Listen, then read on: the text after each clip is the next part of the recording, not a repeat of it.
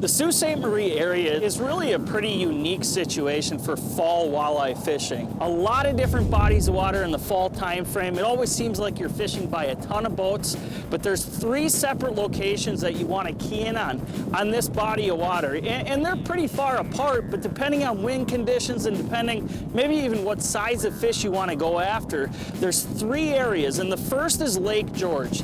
And Lake George is a great body of water. It's really a pretty good sized lake, and I've fished it a lot in the summer. Those fish stay in Lake George all the way into the fall, into the late fall. There's sporadic weeds right near the middle where the channel gets real narrow, and then also down the west side. Hay Point's always one of the most common areas, especially in a lot of the tournaments I fish in the summer, but those sporadic weeds hang around. So those areas in Lake George are the key areas to look at, pulling crankbaits over the top of. Second area, Muskong Bay. And that's currently where we are right now.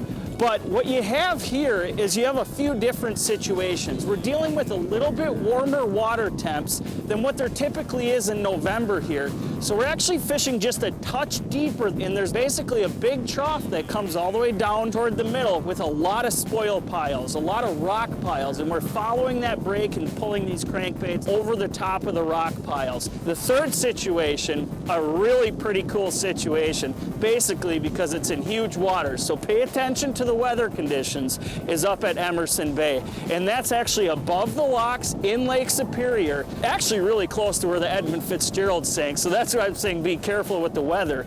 And what you want to do in that bay is cruise around and look for bait fish. There are some sporadic weeds this time of year, but the bait fish are really key. So all the same style fishing, but 3 different locations that you basically can catch walleyes almost anywhere you want.